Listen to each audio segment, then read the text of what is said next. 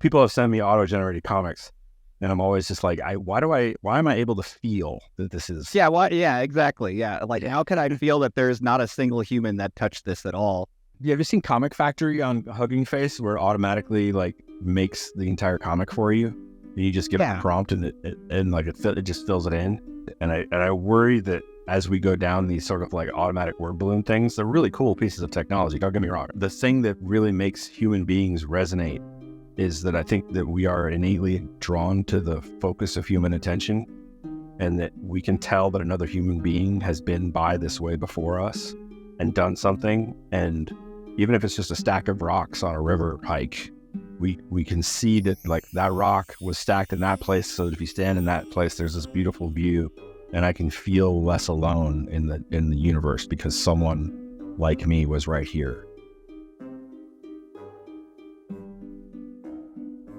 No idea who's listening, but hello everybody. My name is Bay Raitt. Started my career doing colors for comic books. I worked on comic books with Steve Olaf at Ole Optics, and we did colors for Spawn and The Pit and The Max and Akira, and I was one of the early people to ever use Photoshop to color a comic book.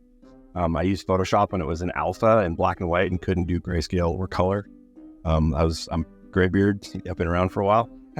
And then I went from there and I went and worked at a company called Protozoa doing real-time motion capture for television, and worked on a bunch of TV shows and real-time VR stuff back in the day.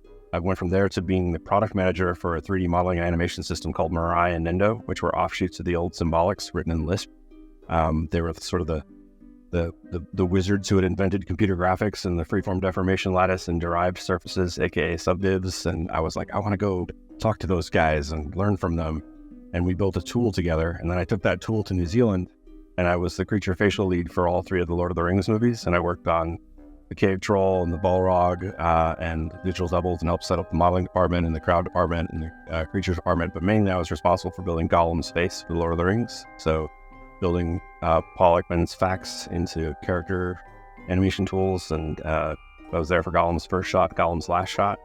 And then after that, me and Steve Upstill, one of the founders of Pixar, started a company together to build movie-making tools inside of a game engine. And we ended up shopping around our company to try and raise funding, and ended up meeting Gabe Newell at Valve, and ended up joining Valve and folding my company in. And I worked at Valve for 9 years and helped ship a bunch of Valve titles, Portal, Left 4 Dead, Counter-Strike, Dave, Defeat, Source, a whole bunch of them. But mainly I worked on a game called Team Fortress 2 and worked on all the Valve shorts, and everything from animation to editing to lighting.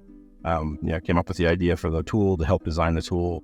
And really, I've been really lucky to just have incredible colleagues and coworkers who've taught me an incredible amount of stuff over the years. And then after that, I went and made a VR graphic novel and shipped it for the Rift and for the Gear VR. And basically, that's where I sort of fell in love with Unity and learning to build like games and comics and animations all together. And I really am a fan of like trying to find like the nuclear powered pencil that allows me to make stories really, really fast. And so finding Midjourney and getting into AI and learning how neural networks work and everything has been super exciting and interesting for me. Comics are the world's most popular art form for a reason. And part of it is because they are, a sequence of subjects with visuals, right? And they exist in that place where you can make them easily with just pen and paper. And if you can take the slog out of it, you can make a 100-page graphic novel that tells like a really epic story or tells a really touching, compelling story.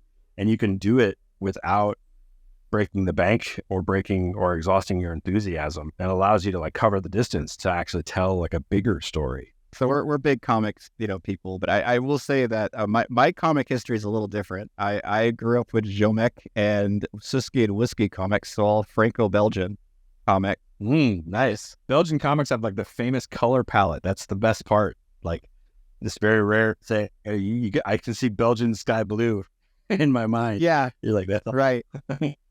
Right. And I'm oftentimes mixing like funny pages and other things that kind of brings in a bit of an old newspaper sort of sepia tone to it as well. So like I try to combine those two together. It's basically, if you were to summarize it, it would be anime inspired Belgian Franco comic. Yeah. So I see your work. I can totally see how that's exactly what it is. Yeah. Yeah. That's awesome. And And it's funny because I never prompted for it out at all. I was just drawing the way that I was used to, right? And then I ran a slash describe it and went Franco-Belgian, and I was like, wait a minute. That's where I found avocado punk. I did slash describe on some of my images of my baristas for my comic for the burnt asteroid, and it was like, this looks like an avocado punk image, and I was like, yeah, best word ever. Because I'm in an arena of memes. You know what I mean? Mostly like people who argue about their art being stolen, and they make memes for all day. You know what I mean? Like it's ironic in that way. Yeah, imagine how many memes have been made of my work. Right? Yeah, I know, right? Yeah, like oh my god, like that might be actually why it's easier for you to transition into this too. Like just because like you've seen like so much, repurposing. Oh yeah, people are like, imagine someone stole your work and didn't credit you. I'm like, oh, imagine that. Imagine if this book's called on the face on a meme. Oh no! What if there was Team Fortress things happening? Whatever would you do? What about all that fan art I made, like me and my team made for you, and then we showed up and we're like, that's how we met, angry, right? Yeah, that's how we met. I was like, we met it. We're freaking fan art. Like, come on. Part of the reason that I'm insulated from it though is that I see art and the visuals of what I did as part of a larger thing. And I was able to be in the content business. When you met me at Val was in the content business. I was making indirect revenue from it.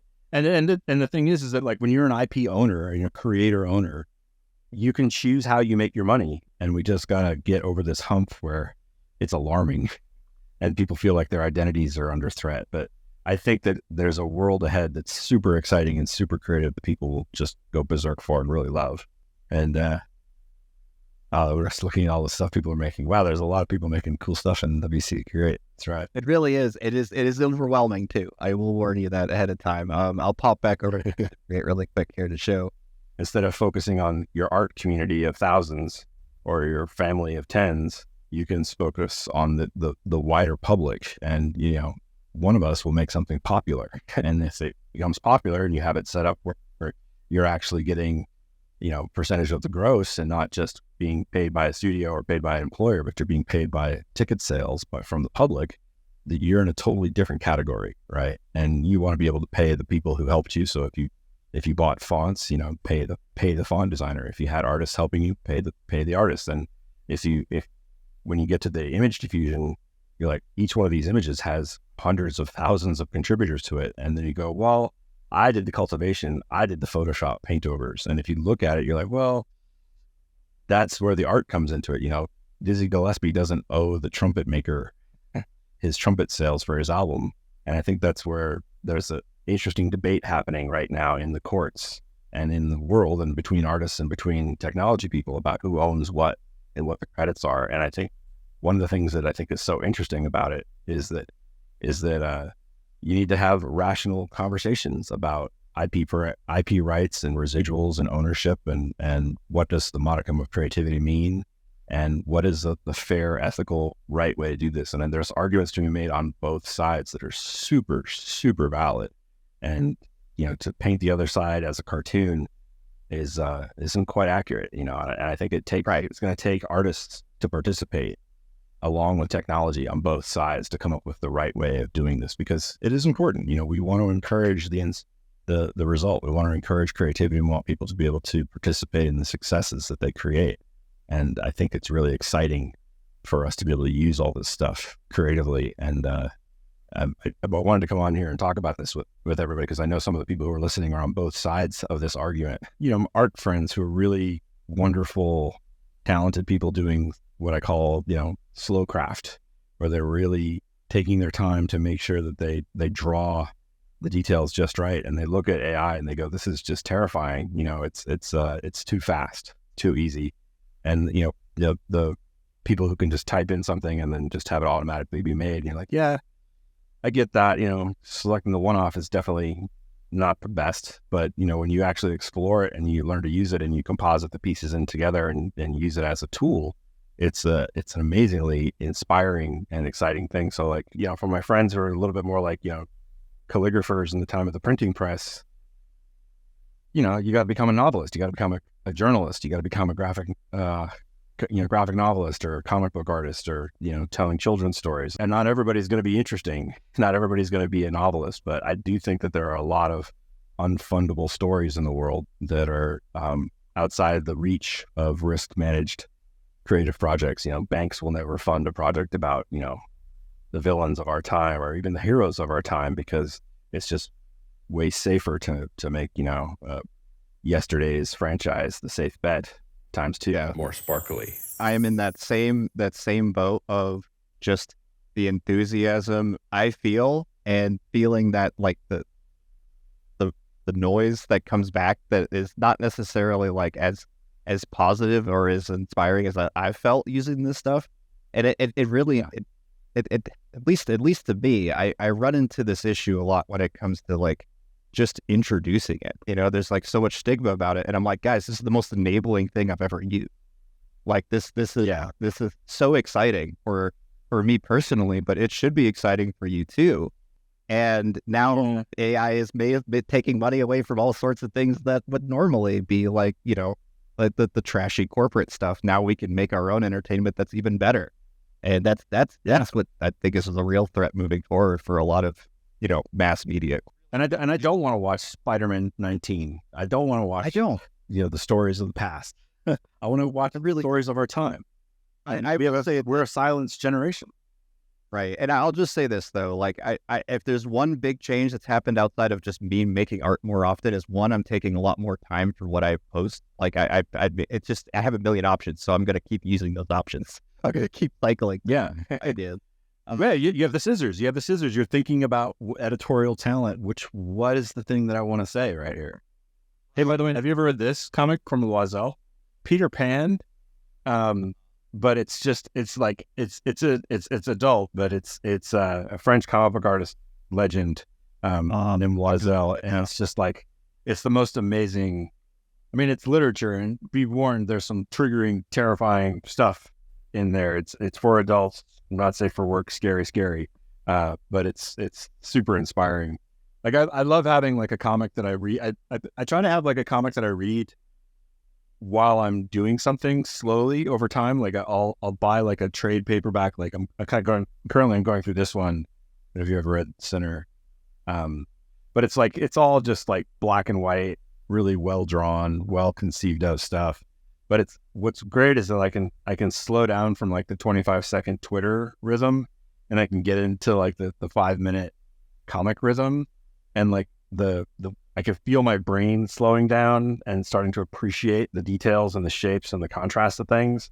And like, I really like the way that different mediums encourage your brain to like function at different speeds. Like, it's like you play a first person shooter, you're running like 72 hertz or 120 hertz, and you're like, I will kill you with the crosshair. And then you like go on Twitter and you're just like, okay, 25 seconds. And then you go and you read a comic and things just slow down, and you're like, this is actually relaxing. I can listen to music and I can like think about what this person's talking about. And I think that's the part about comics that is so interesting about like the better the Midjourney gets at making images and compositing different things, is that like, you look at a Where's Waldo and there's just like a billion little stories happening, and like some guy's chasing his dog and someone else is loading a piano into a truck, and it's not just random images, it's actually meaningful things. And when you look at a good comic, you start to realize that like the artist who drew it like really cared about every little piece in that piece, and they wanted you to fall in love with this moment, and you can take as much time as you need, and it's on your clock. There's something very like relaxing about it. It's like an awkward free zone. It can't be awkward, it can't be rushed, the music can't be bad, the dialogue can't be clumsy, because you imagine the perfect dialogue, you imagine the perfect music, you imagine the perfect performance taking the exact right amount of time as you read it. And like that part of comics is just like, I don't know, that's my first love is like comics. That's why I like making comics. And I'm super appreciative of being able to do it in such a delightful way now, because I need a slog just drawing the same panels over and over again. on my Insta, I tell people like, dude, look, the entire reason I got it back into comics is because I want to tell stories about like my growing up in the 90s and stuff like that. But like everyone wore these like big shoulder padded suits, and I'm like, I don't want to draw a suit for like a million panels. And I just started generating all these like basically office coworker chat, and then add my characters in them. You know what I mean? And just it blew up online. The Sage comics are easily my most popular thing, and I'm just so stoked to be able to see this like level of like creative input being done by my community of fans. Like they're all throwing in ideas for future comics too. People will send me a lot of like fan art from various things that I've done in the past, and what I think is really fun is like sometimes they'll send multiple things, and then I'll like use Midjourney to image blend between my own work. So like it's like they've made an AI generation that's been trained off of something that I clearly was a part of, and then I'll take what they sent me, and then I'll blend it back, and I'll send it back to them, and you can just sort of see their heads explode of like, the person who made the thing that I made the fan art of the thing is now using my thing to make and then I'll be like, which one of us owns this? And they're like, right. It muddles the idea of original content. Oh, it's melting it all together. And being able to like respond to a social media post with an image that's appropriate is so rewarding. Like I love it, and like the sticky bomb of potential problems. I had come up where like artists did not appreciate me riffing on their comic, with my AI or whatever. But it's super alarming though for a person who doesn't know what it is, right? Like you're responding with the images. You're basically using this as a language. You're real-time cartooning, and it's just like, wait a second, that's scary to people. Like, but you also can understand it though too. Like I have a friend of mine who she's a hand analog artist. She does wonderful ink drawings. She spent years developing her own very unique comic book style. She draws these comics, and someone made a Laura of her work, and she's heartbroken. I mean, she's destroyed, and she's not a rich person. It was making her a meager income. How do people make a living? How do people pay their rent and buy their food? And I mean, it's a conversation that we all have to have together.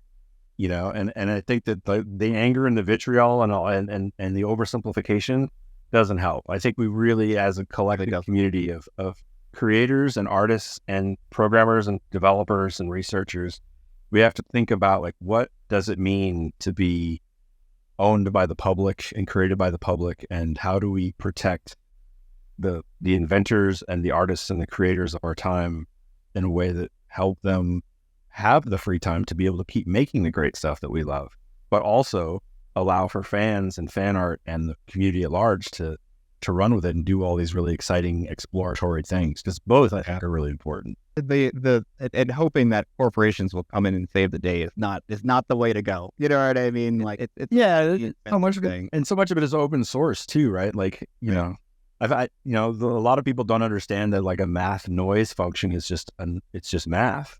And like the fact is we've discovered this magical thing, which is like you can modulate noise in this way that if you do the right thing, you can have it turn into almost anything.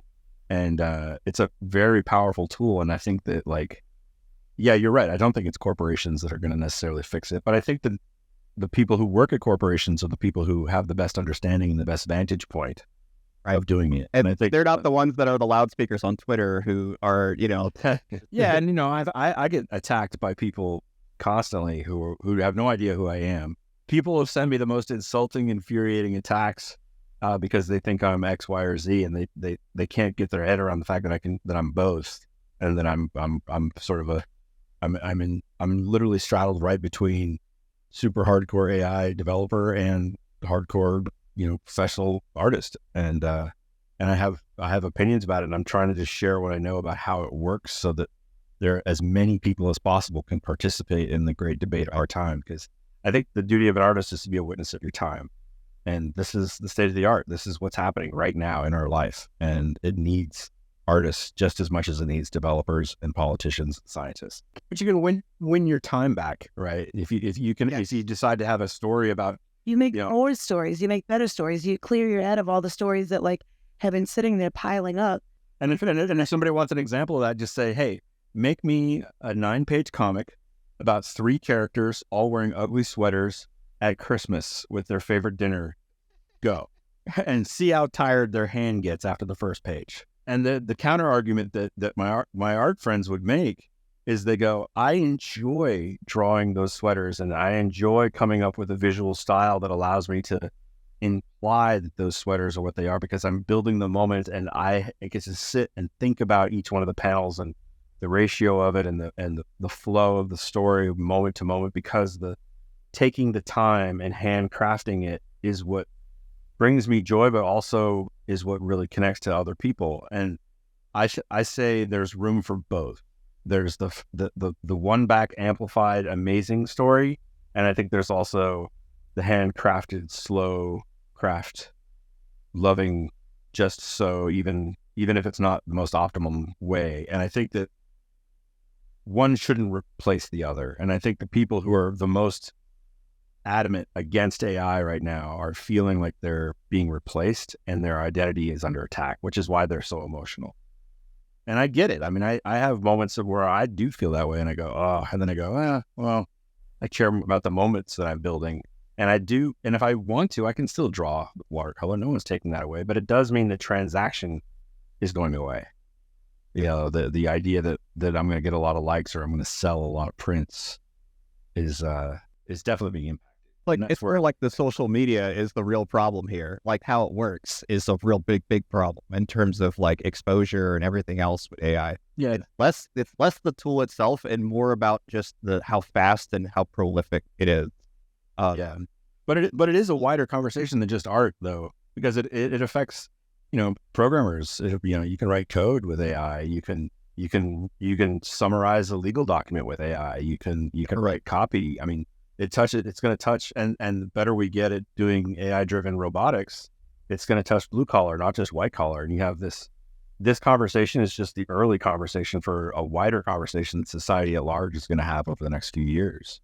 I think what's really a wonderful opportunity right now is you have the world's most creative people, writers, artists, painters, and I said developers, having it out before it turns into like driverless cars and attorneys and legal documents and medical stuff and all the other places where AI is going to have a profound impact. And I think we're sort of like defining the rules of engagement for how we have these debates, because the conversation about like copyright law totally affects drug design in AI and totally affects like, you know, robotics optimization and all the other manufacturing and food gathering and everything else. And you're like, oh, these conversations are starting with art, but they're not ending with art. Yeah, it's just beginning. I'm just surprised about where it started. You know what I mean? I think where it comes to like, oh yeah, it's the art that we started with. Yeah, like, yeah. But isn't it? But I mean, a lot of my friends could, you know, make jokes about like, I thought the AI was gonna, you know, art was always gonna be last, not first. But I actually think it's a little bit of a blessing in disguise that it's first, because it means that all the people who really focus on communication are the ones that it's happening to first. And so conversations like the ones that we're having today gets to happen. Right. Well, because people who actually use it understand how much better it is for their personal economy. You know what I mean? Like, like, but in your economy of time, there's a guy on YouTube named Craftsman who spells his name wrong. It's CRAFSMAN. Craftsman, amazing miniature, like stop mo artist, everything like that. But he has an entire video dedicated to the personal economy of time. It is such a it is so important to recognize that, like, if there's a better way to do it, that's okay. You should learn it. Yeah. You should want to learn it. You shouldn't be like, and it's okay to be afraid of something new. It's just, the lashing out is more problematic for the people who have personified trademark. Like they've made an entire living off of this one noodle that would represent them, and they get to use that as a loudspeaker. They're the ones who are the most afraid, because everyone now has a personified trademark now if they want to. Yeah. Like they could make it. I have to. I mean, because we're on the Midjourney server, I have to say this just because I was just recently in an argument with a friend of mine whose name was on the list of artists whose stuff was trained, and he's a tech guy. He understands, you know, character rigging, and he writes Python and coder. He's a knowledgeable guy, and he was like, you know, I get that I'm just a label on a street and the city exists with or without the street sign. I get that. But it galls me that my name is there and that people are using my name in their prompts, and I'm having a hard time finding work. And it's insult to injury for him. And I look at it and I'm like, well, part of me is going like calligrapher versus the printing press, which is one angle. And then the other part of it is just going like, well, we don't really know how to protect that. And you never could copyright style in the first place. Cartoons are cartoons. You can't copyright a style. That's not what copyright was for. And if you look at what copyright was for, it was to allow inventors to have a window of time to profit from their inventions so that we can encourage people to invent more stuff. So that you could justify, hey, if I'm going to take a year off and I'm going to invent the automobile because I think I can make some money from it. Whereas if people could copy you on day one, you didn't have a window of time to have any protection. And I think that like when you look at the debate that's happening in Congress, you got like artists going up there who basically make their living photo bashing from photographers who took pictures of people in makeup wearing clothes that were designed by other people with hair designed by different people with an actor whose likeness they don't own. And they're taking that reference photo and essentially doing an image blend and then claiming 100% ownership. And I'm like, you didn't design those clothes. You're not that actor. You didn't take that photograph. You didn't set up those lights. You didn't apply that makeup. You're in a long chain of collaborators, and it's in the tens or maybe hundreds. But when you use AI, you're now in the hundreds of thousands. And like, that's not an easy answer. There's no easy answer to this question. And for people who act like there is an easy answer and they want to take it and run with it, and you're like, whoa. They eject themselves from the conversation. And some of those people need to be in that conversation, and they need to take the anger, put it aside, and learn how it works, right? Because there's an important debate to happen here. And I want people from both sides to come up with the best possible answer for all involved. Just quick math. Yeah. Quick selection is it has been like, wait, that was most of my job. You know what I mean? Like cleaning up masks. So yeah, in terms of that, like it's made my life so much easier. Oh yeah, it's a wonderful thing to be able to mix and match. You know, the image clipboard is such a powerful way of bopping things around between different solutions. I really find like the semantic blending you can do, like when you blend between two images, inside of like like Midjourney is really, really good at it. I want to try to blow your mind a little bit here because I think this might be something you haven't seen us be able to do with Midjourney yet. So I'm just going to mute you really quick here. And I have a specific prompt pulled up here. This is actually built by Rhapsody, one of our like power users here. And she had basically retro engineered your entire character. You know, with now granted it doesn't have a blue scarf, but it is for the most part a complete turnaround of a somewhat like your alien character here, right? And so what we've done though is to show this. This is kind of an upgrade of my character tutorial here, but we'll do a complete in-paint of the surrounding area around the character. And then we just simply write, let's see here, multiple expression, multiple poses. And keep in mind, right? The only thing that we're doing here is forcing it to review the center of the image, right? And I can do that with multiple action poses as well. So we'll hit submit on both of these. And this is a relatively new workflow. Like this is kind of like a speed run version of my workflow.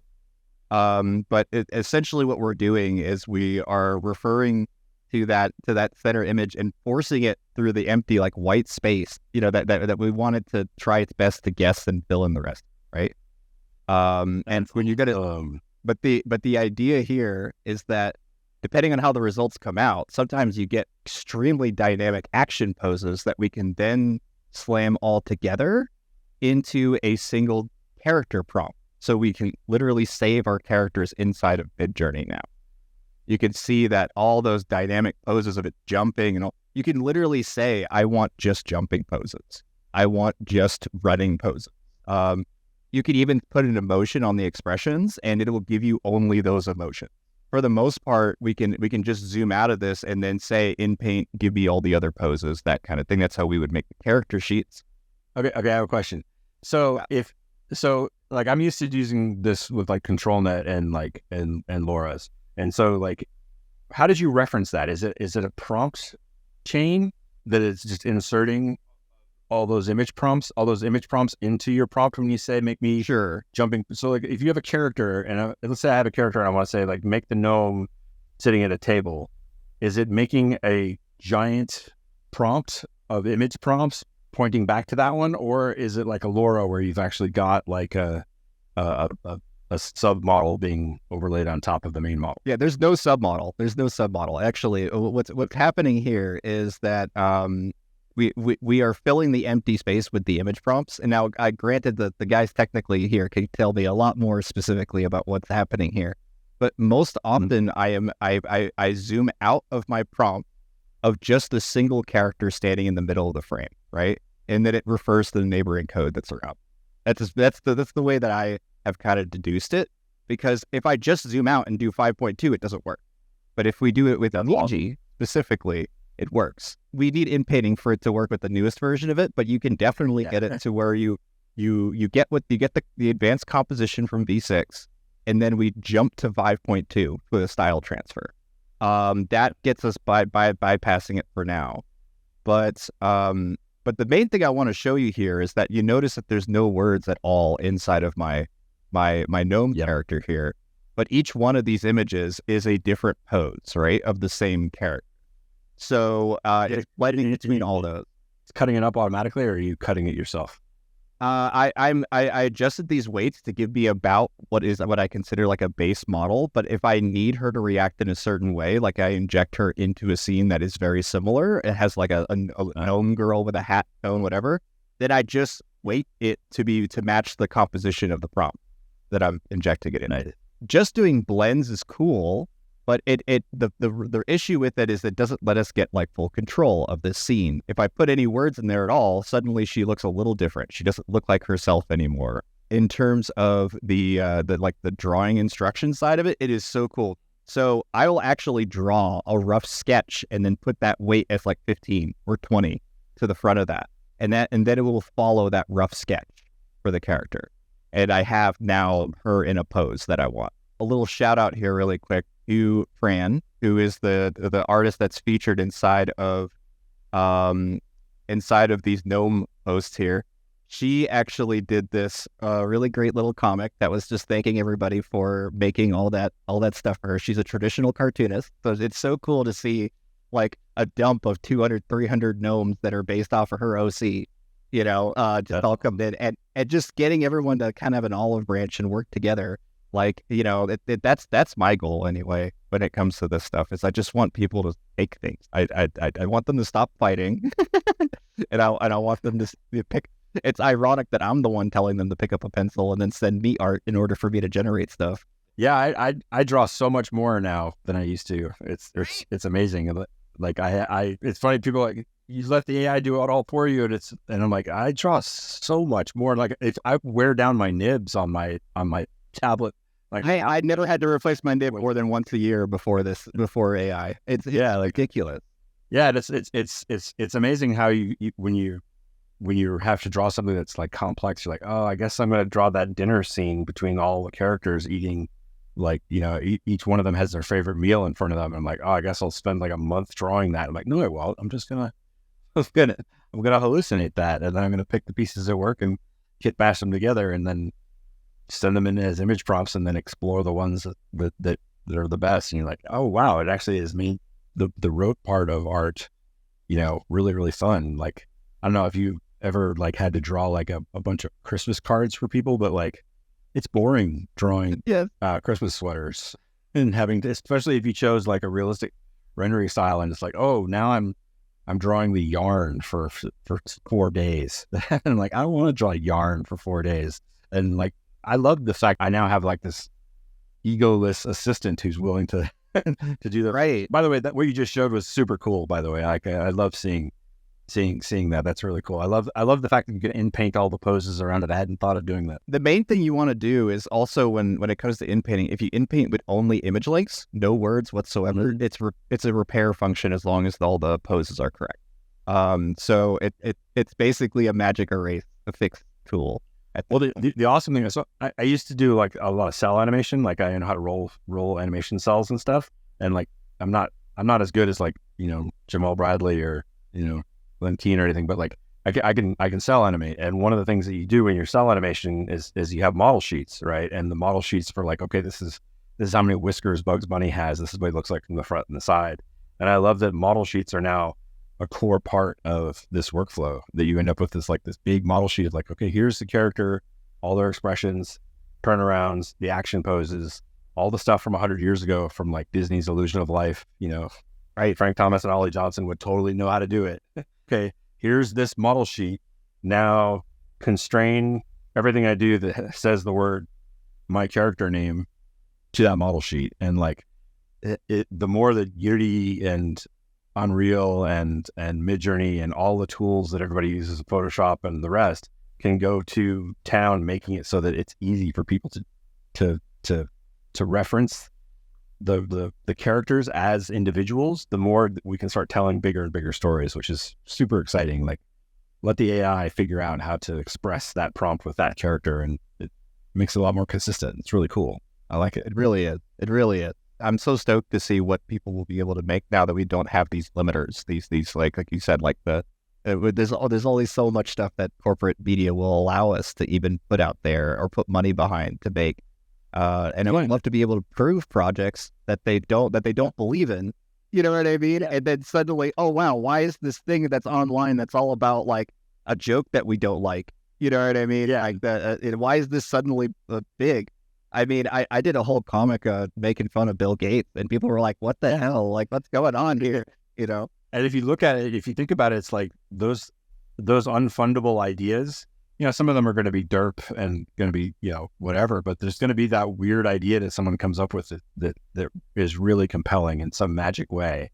And the future is coming where, AI is going to be able to take that comic and make it move. And the comic is really just going to be the beginning of a bigger experience. And it's super exciting to sort of see like, yeah, this can get you to tell an idea that might not have come to the light of day. And for me, the thing I think it's super exciting is being able to finish it in a single session while you're still inspired by it. Because, there's nothing worse than working on a project that like takes years and you're excited about it for the first couple months, but then you're like, I'm going to get through this. And like, if you can actually strike while the iron's hot and the inspiration is fresh and you can get to the end and hear someone react to what you made fast enough, it's super rewarding. Like I love making a really funny comic, sending it to a friend and hearing them laugh on it and hearing them laugh at it or go, oh, that's so awesome. Or getting a suggestion and saying, oh, that section right there is kind of boring. You should make this feel more cozy.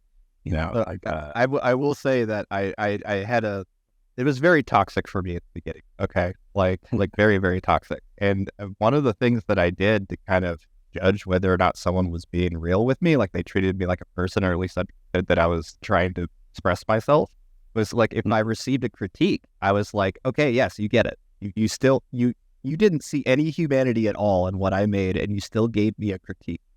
And that's how I knew that you were like, okay, yeah, we're good. When it's the people who are completely dismissive that could, that basically looked at it as, oh, everything is pushed at a button, they don't understand. Yeah, I get that. I mean, I've engaged in so many debates with so many people on social media platforms about this stuff from all walks of life. And I have to say, I understand why people are so immediately dismissive and feel offended. A friend of mine was just sending me a message because there was a leaked list of artist names that were in the training data. And I was like, there's a photographer who just took 30 years of his camera rolls and trained his own model from scratch. And he labeled it all himself. He took all the photographs. He had 30 years of black and white photography, and he made his own artisanal AI model. And I guarantee you, he used people's names, and like if he took a picture of a Jeep, he said Jeep, and if he took a picture of a Porsche, he said Porsche. And he labeled the data himself, but he labeled it with names. And if somebody comes along and says, Andy Warhol, and he's got a picture of a soup can and said, hey, this looks kind of like an Andy Warhol soup can, they're going to say his model has generated a stolen Andy Warhol soup can. And you're like, well, he labeled it, but there's a certain point where the concept is public, and artists want to know where their future is. And I think what's so cool about what you just showed is that you could do the inpainting of those pieces, right? But you can also hand draw those. And if you're an artist who knows how to draw and knows how to do expressions and knows how to do those action poses, you could probably do ones that are even better. If you upload that image and constrain your model to your own model sheet, that's the place where you're starting to make an artisanal AI model that is controlled by what you personally want to constrain the model to. And I think that like, that's where artists need to start asking for tools and start pushing the technology towards a place where there's a more and more powerful and productive collaboration between the human and the amplification. Not a replacement, an amplification. And I think that that's really exciting for people to see. I think that artists, until they get that, you know, and you start to play with like a real-time LCM or Kriya or do the stuff that I was doing with Magnific, or know how to do image prompting with Midjourney or any of the other billion options that are out there every time you hit refresh on your web browser. That's the part that's so exciting, is that like there's room for collaboration and amplification. And Right. I think the other part of it too that people I think miss is in all of the discussions and the noise. You know, it's ironic, but you know, you can modulate noise to make art. You know, that's what using a Moog synthesizer is. Right. We're noise artists now. If you have a trombone and you know, wiggle your finger just right, you know, you can make some pretty incredible music. There's no images, there's no paint overs, there's no image prompts, there's no outside stuff. There's no text. It's just me hitting the Variate button, and the only thing I'm doing is changing the chaos, the weirdness, and the crop. And so I'm basically just modulating and making variations until my goal is to make a side profile of a girl. I found her, and now I'm finding low-res pieces, and I'm cropping in, and now I've got her, and now I'm up-resing, and now I'm up-resing, and now I've got the final frame from noise. And Right. and if I can modulate noise to that, I can modulate noise to anything. And like, that's the thing that people need to realize, is that this is actually an art form worthy of mastery. I do have a question for you from Fungi Mancer. They asked, obvious question, but do you recommend getting good with other tools like Photoshop, or just learn to draw to reach a greater potential? I think that you're going to find yourself, if you're experience focused and you want to make something for somebody else, and you're not just doing it for the fun of it for yourself, but you're trying to do it for others or do it for a goal, you're going to inevitably find yourself in a situation where the AI can't do the thing you need, or you need to collage something. And I think learning how to composite and photo bash at least is essential. Like getting good at Photoshop and learning how the difference between screen and linear add and multiply, and how to use liquify and puppet warp and elastify, and knowing how layers work and knowing what a mask is. I think it's super essential. And I think having a little bit of drawing skills is also really good. Having a lot of drawing skills, I think, makes it, puts you into my league. And I encourage everybody to join it and do that. I think it's absolutely worth learning to draw. I know a lot of people are like, why bother learning to draw? I'm not going to get as many likes, or not. Drawing will never not be valuable. Yeah, I mean, it's your taste. Drawing isn't about your fist. It's about what goes on in your mind. You know, like, what should I draw is the best possible creative question. And you know, you can use random dice, you can use story cards, you can use image journey, you know, prompts. You can do anything you want. But imagine like having a choice. That's the thing that makes a difference. And drawing helps you get better at that. Helps you. Or imagining something on Midjourney and then tuning it down to exactly what you want it, because you know how. That's what my comics are. I mean, if you go to my Instagram page and wonder, why does Bay's art look different than everybody else's art? It's because I'm doing exactly that. Like, it's just a piece of what I do. That's the part that really throws me off about this, where it's like, wouldn't be able to make the comics if it wasn't for the knowing how to draw. That's really what it down to. It's just like, Yeah. those real life skills and experiences translates to AI. It does. Yeah. You see my Apple Nib? You see how it's totally destroyed and broken? It's because I wore it down and it just turned into a soft, round, terrible nib, and I had to take it off and throw it away. I have to take a picture of my nib now because of it. Honestly, Post your time lapse. Just Mangled nibs and time lapse. post their nib. mangled nibs and time lapses. Maybe that should be a new series title, right? There's a trend on Exactly. only nibs. Yeah. Only nib. granted, like, I think that it's important for people to get good at this stuff and sort of drop the gauntlet and say like, oh yeah, you think your art's better than mine? Let's go for it. Let's see who can make the best image. Bring it. Let's do it. Like, they never say yes. They never say yes. Just heads up. They'll probably do it with you, but for me, when it comes to being like the spooky goth kid who makes silly comic, like for Reddit, like that's where they go. Like really, I do miss getting compliments for my work. You know what I mean? Like it in a way. That's actually the real thing that's going on right now. Is that with 15 billion AI generated images online, everyone who makes art, sort of, by fist, is totally noticing that the retweets and the likes are going down. And part of that is the algorithms, that cap everybody at 200. But part of it is also just, there's just a lot of competition. So if you want to make something that is beyond what is commonplace, don't draw a symmetrical waifu with bad lighting. Right. Maybe, there's enough cliche out there that you're just going to get lost in an ocean of the exact same image. And the thing is that you've got to remember that all of these diffusion models are the average of the weights. They drive you towards the average, the most commonplace thing. That's the, a little bit of noise, and the most commonplace thing is the default answer. And you have to take it from the defaults out into the area that you think is the most compelling, because you have taste, and your taste matters, and your intention matters. Otherwise, it's just a purposeless robot spinning around going bop, bop, bop, and there's just a bunch of default images. It's like, I remember a kid had drawn like an angry heavy metal pooping dinosaur, and he was like, it's my art. And I was like, I understand that you feel that way, but you have to understand that like every 12-year-old on the whole planet has drawn this drawing, just like there is for Waifu Girl. And you're like, those are like neutron stars, just a billion training weights. And so when you say like, make human, you're going to get one of those gravity wells, and you have to like swim against the current out into originality, out into inspiration. And you got to learn to do that by making image prompts, by having taste. And so you absolutely should learn to draw and get good at it. I'm a big proponent of like multilateral storytelling. Basically, like that's what we can do here, is we can have all sorts of people just start off with a simple character, right? And see them turn it into complete comic tales. Yeah, but basically I do a lot of like exquisite corpse games, right? Yeah, and like we're on so much of the same page. Yes. I'm so happy that.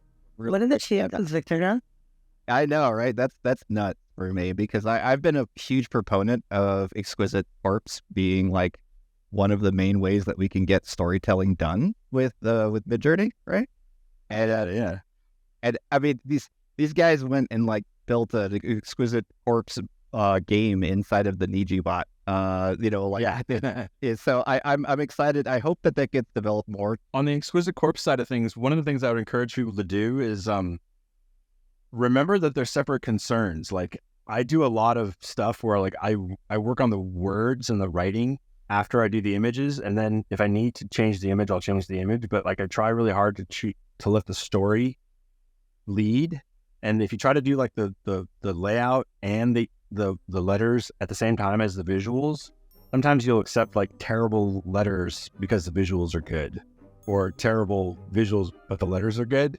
And you really want the best of both, right? Like you want to get the best letters, you want to get the best story, you want to get the best visuals, and what should really matter is the moment that you're building for your audience, because you want to give people chills, you want to get them to cheer and scream or whatever the thing is. You want a reaction, right? And you can get stuck in that thing of like, ooh, it was easy for me as a creator. And it's like, yeah, you don't really matter as much as the public matters. And you want to get the public to be really stoked and excited about those moments. And you got to respect the audience.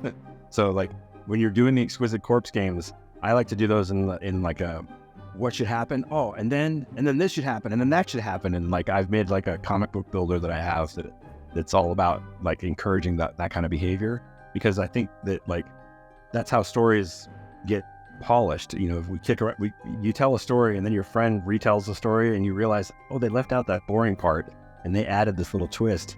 And like the retelling of stories is an exquisite corpse game. And what's wonderful is that the language also lines up with prompts and lines up with visuals. And if if those two are happening together, it's like this cool dance between the visual world and the subject to subject, language world, and like make sure that they each have, don't let them step on each other's toes. Let the visuals lead, let the language lead, and go back and forth there, because there's a lot of exquisite corpse games that can happen simultaneously, which I totally want to encourage people to do, and that's what gives you the audience a better experience, right? You want to blow their minds. You want to make the original stories that capture. And it's the same in cinema, when you hear people laugh at the subtext joke and you realize that there are people in the world who think like you. And I think that like having that little ephemeral connection to another human being is what makes comics. And I worry that if we start going, I don't mind the visuals and the exploration, but I worry about the subject matter auto-suggesting those things. And I think it still requires you to refine them and to make that thumbprint. And so like, I would really encourage for the Midjourney developers who might be listening or might listen to this in the future, like, that's great, but make sure you give us layered PSD files so that we can like move them around and liquefy them and change them a little bit, because PNGs are terrible. Give us the layers. Yes, and then iterated layers are on the list. Yeah, like let me regenerate the layers for the different word balloons, and let me regenerate the text above the word balloon, and let me regenerate the image below the word balloon, and don't undervalue how much feeling goes into pushing the variate button or the upscale button or the move it over to the left or just a little bit to the right. Like I think that the mark of human effort is makes things glow, and I think it actually attracts people. I think don't underestimate that. Like this, I think was the first post that I made, and I really love these like weird hippie turtleneck wool sweater wearing. Yeah, it's hard to describe. It kind of reminds me of like, how like the Animaniacs are characters that you can't really describe what animal they are. You know what I mean? Yeah. I got some of that, but as soon as I read Avocado Comic, I was like, oh, okay, that's the problem. That's the problem right there. And then I went through, and as I was doing it, I talked to all these AI friends, and we were all talking about the mix of experts and Mixtral and the idea of using routers to do this AI fundamental, tech geek side. I was like, I should make these baristas be the AI who are the mix of experts. Making a drink called the mix of experts is actually about how AI actually works, right? And I was just like, yes. And I started posting like how I was making it live in real time as I did it. And I was like, it's so nice to just like have your friends like chime in and be like, oh, that part should be this way or that part should be that way, and be like, yeah. And like I actually had like an artist friend of mine comment. He was like, between these two pages, you need to have like a moment where this happens. And I was like, good idea. And like in the time it took me to say good idea, I had made the generation of what I wanted and sent it to him and put it in the comic. And that encouraged me to make the next panel. And I was literally like having a conversation live, not like a normal stream, but like an asynchronous stream socially, right? And like that part was just like super compelling of just going through and being like, oh yeah, I can totally like collaborate with the public while I make my comics, which is like, yeah. But my Discord's about to hit 1,000 members, and it's all just collabing. It's all just us throwing ideas together, seeing what sticks, and just baking together.